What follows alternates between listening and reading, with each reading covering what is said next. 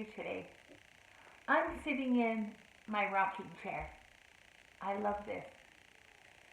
This is so comfy.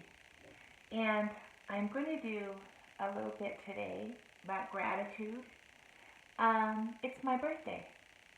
And I always tell my kids, guess what? When it's your birthday, it's also my celebration too. Just so you know, never forget. And so today, on my birthday, I'm going to pay an awesome tribute to my parents because they are incredible people, and I would like to share a little bit about them. First off, I'm going to share that everyone in our home has COVID at this time.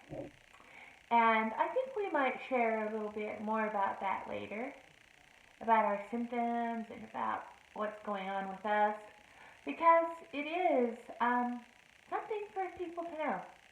It's not the end of the world. At least for us it isn't.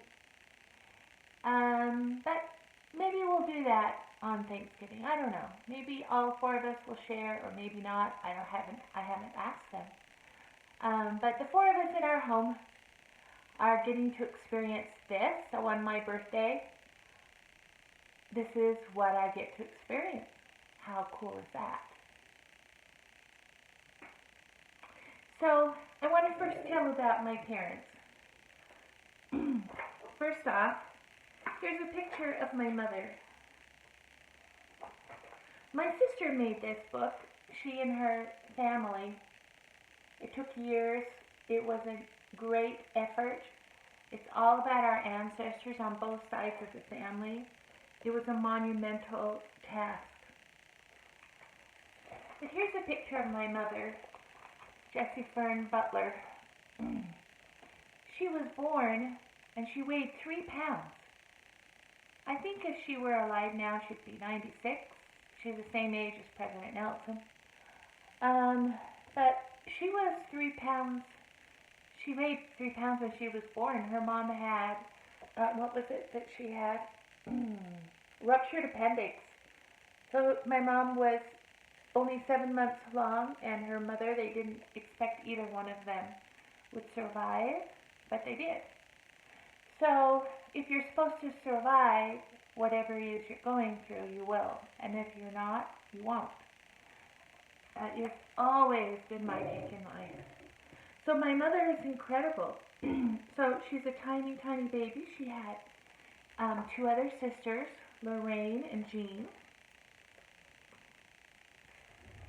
Here's Lorraine and Jean. You can see. Right, there's better pictures of them too, but that's my 2 aunts. And so they grew up together, and when my mother was 16 years old, her mother tragically passed away.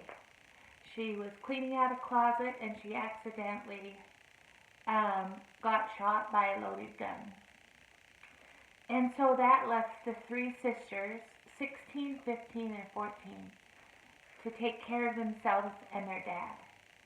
And that was, if you can imagine, a very, very hard time for them. And in this journal, my mom talks about crying, that they would cry at night for missing their mom. And she had an experience where she asked her mom, "Are you okay on the other side?" And she felt as if her mom was in the room, which she probably was. And she said, "Yes, I'm doing very well." And so that helped my mom to be able to get through what she experienced as a young teenager. And then so my mother, the brave, indomitable soul that she is, she never saw that she was brave. She never ever noticed her goodness. I'm so shocked that she never did. And she would say things like, "Oh, if I was this," I said, "Mom, you're incredible." You know, no, she couldn't see that. But that's okay. Later on, 3 years after she graduated from high school, there's a picture of them. She married a man named Jack Richards. Oh, and my mother grew up in Magna, Utah. And Jack Richards did too. And they married, and he had sugar diabetes, and after 2.5 years, he passed away. So my mother was a school teacher by that point, and so was Jack. And after a little bit, she decided it's incredible that she decided to go on a mission. Absolutely brave beyond brave. For a widower to decide that she was going to. So she met with LeGrand Richards for the interview, and she got called, surprisingly not to Sweden but to Norway. And so here's a picture. And so what happens is, here is a picture of my mother and father. They ended up coming to the mission home on exactly the same day. Exactly the same day. My father's Norwegian, and he joined the church. I told about that in one of my videos after reading the Book of Mormon for 3 days straight. Working, coming home, reading all night, going back to work, reading all night. And he loved the Book of Mormon, and so he forever changed his life. That's the kind of person he was. And so they ended up in Oslo, Norway on the same day. And here's a picture. My mom on her bike, my father teaching. And there was a connection between the two of them. They felt that connection. And a few years after their missions were over, he finally was able to come over. Something that was very, very interesting happened to him. I'll tell one miracle. On their mission, my mother, back then you didn't learn Norwegian in an MTC. You went there, and it was for 2.5 years for women and 3 years for men.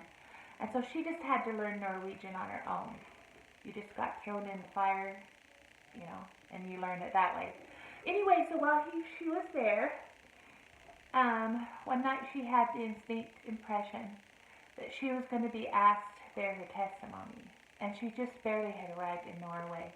And there were like 41 missionaries there at this conference.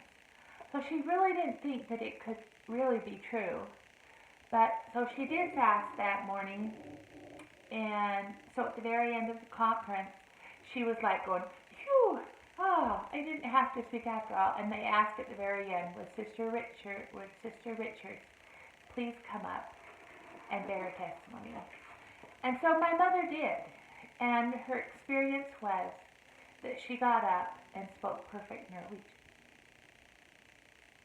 And in the background, listening, was my father, who knew her.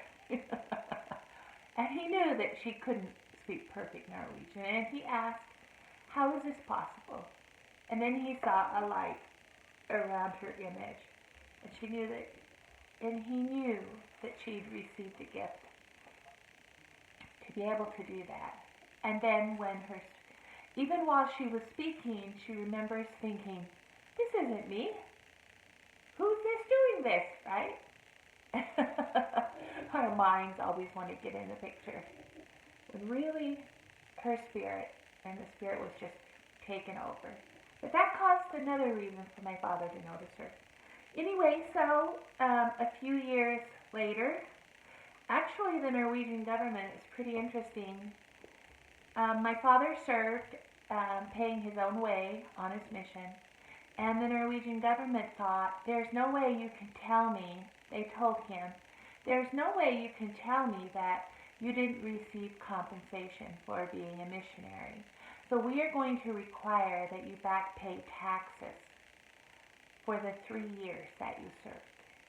So my father had to back pay taxes for 3 years. So it took a little bit longer for him to come to the States.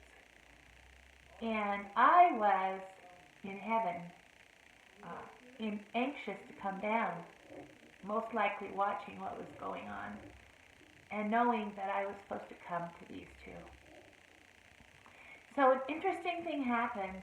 My father they started riding after their mission, and my father had promised my mother that he would be there for Christmas. And a little bit before Christmas, he did not have enough money to come to the States. And so he said a prayer, and it was a surrender prayer. I think a lot of times we don't really realize the power of total surrender. We haven't yet embarked yet as LDS Christians upon the concept of grace. Not really. But there are a lot of books on grace. There's a lot of information. But anyway, so he prayed, and the next day his sister, who's a Jehovah's Witness, she came to him and she said, Gusta, I had a dream. I had a dream that you needed money. And I have money for you. So he had money to go on a plane over to the States. And he immigrated over to the States. And so he was there for Christmas. The Lord just works through all kinds of people in all ways, doesn't he? And so my father was able to meet my mother, and then they started their life together. And here's a picture. Let me see if I can find it with my teary eyes. Here's a picture of them. My mother sewed her own dress. And 9 months later, I came on the scene. Yes, 9 months. I guess I was real excited to come here. And my mother remembers feeling a little embarrassed to have a baby 9 months later. And this is the page my sister made. And so, what an interesting life, huh? And so I'm going to share, I'm so grateful for their willingness, for their incredible bravery,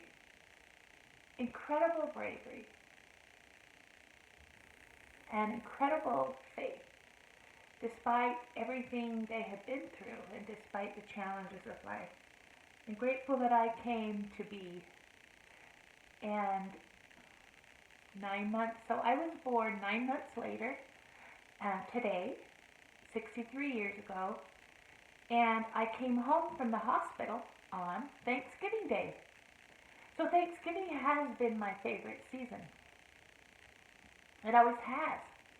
Ever since I was little, the joy of family, of getting together with my aunts, and having a very fancy dinner together with all my cousins, and the joy of connection and love and thanksgiving has permeated my life.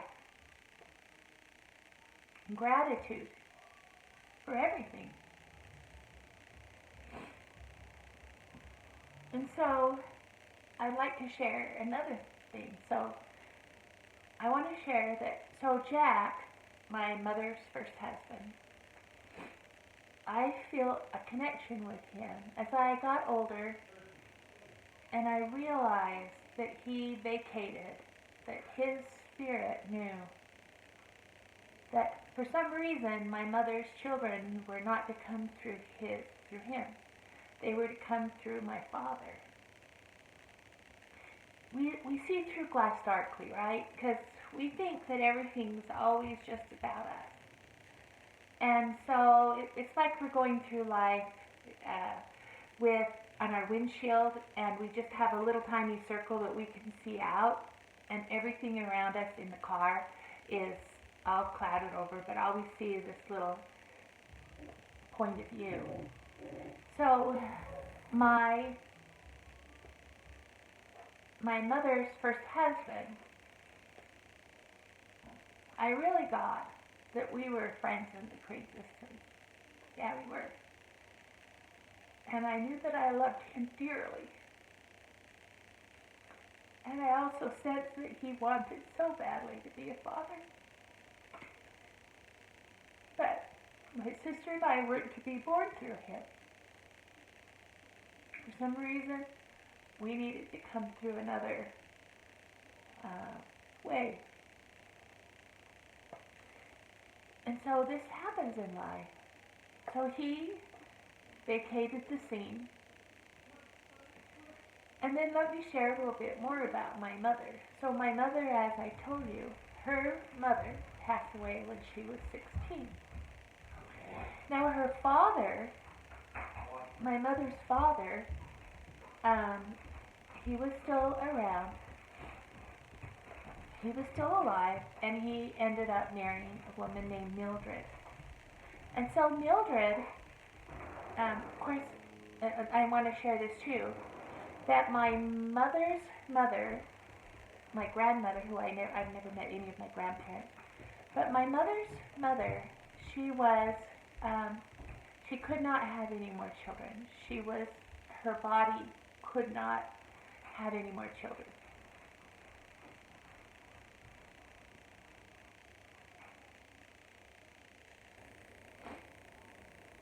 So it was her turn to go.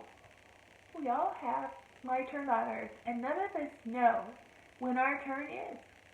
But her turn was up, and it was very, very hard on everyone. My mother was 16, her sisters 14 and 15. And then my grandfather, he married a woman named Mildred, and together they had a son named Dennis. And from Dennis came a huge family. Huge. They had, 5 or 6 kids on their own. They adopted 3 other kids. They have a huge, huge legacy. And that legacy would not have happened